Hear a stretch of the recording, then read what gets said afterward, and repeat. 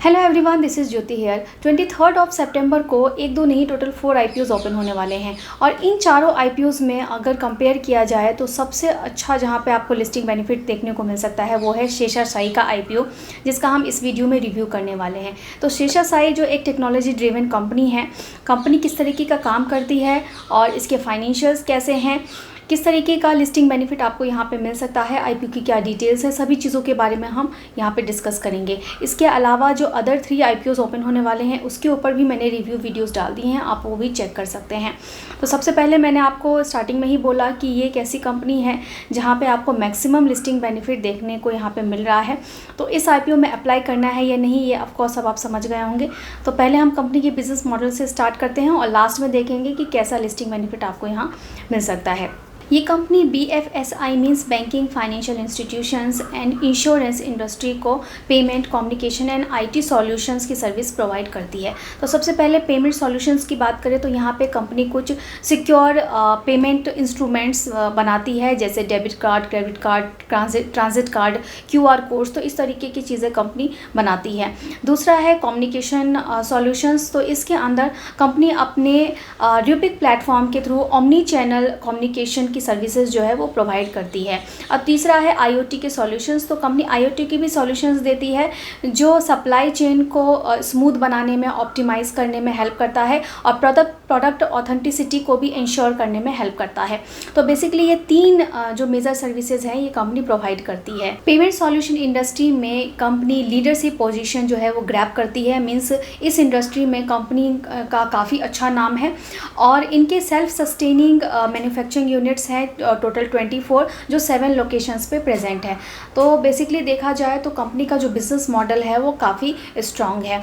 अब हम इनके फाइनेंशियल्स की बात कर लेंगे तो अब हमें ऑलरेडी पता चल जाएगा कि यहाँ पे इसका ग्रे मार्केट प्रीमियम क्यों अच्छा है और क्यों आपको अच्छी लिस्टिंग बेनिफिट यहाँ पे देखने को मिल सकते हैं। तो पहले हम इसके फाइनेंशियल्स को चेक कर लेते हैं। शेषाशायी टेक्नोलॉजीज़ के फाइनेंशियल्स में सबसे पहले इसके असेट की बात करेंगे तो कंपनी के असेट में लास्ट 3 ईयर्स में काफ़ी अच्छी ग्रोथ है।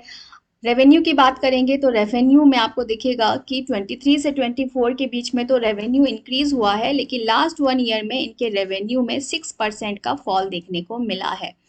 यहाँ पे कंपनी का रेवेन्यू जो है वो डिक्रीज़ हुआ है, लेकिन रेवेन्यू कम होने के बावजूद भी इनके प्रॉफिट आफ्टर टैक्स में काफ़ी अच्छा ग्रोथ देखने को मिला है और 30% से ज़्यादा से इनके प्रॉफिट आफ्टर टैक्स में लास्ट ईयर जो है वो ग्रोथ देखने को मिला है।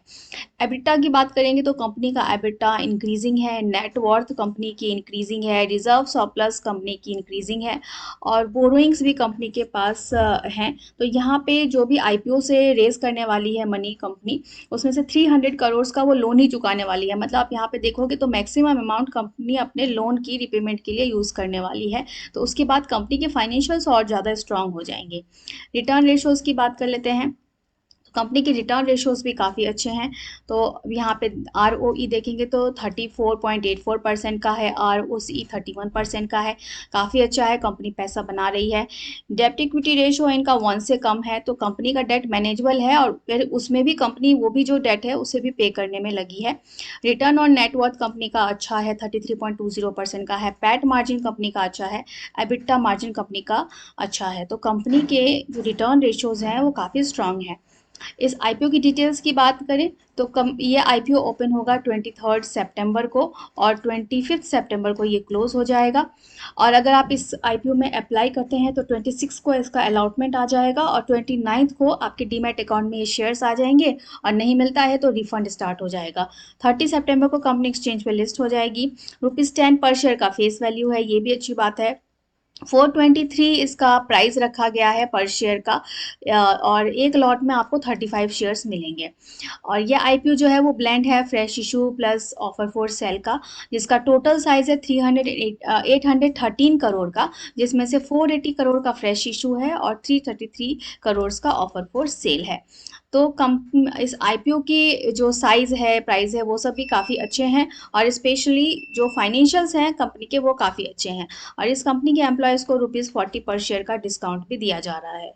35% शेयर्स यहाँ पे रिटेल कैटेगरी के लिए रिजर्व रखे गए हैं और इस IPO के थ्रू जो भी पैसा कंपनी रेस करेगी उसमें से 300 करोड़ अपने लोन रिपेमेंट के लिए वो यूज़ करेगी और बाकी का अपने एक्सपेंशन के लिए की फंडिंग के लिए यूज़ करेगी।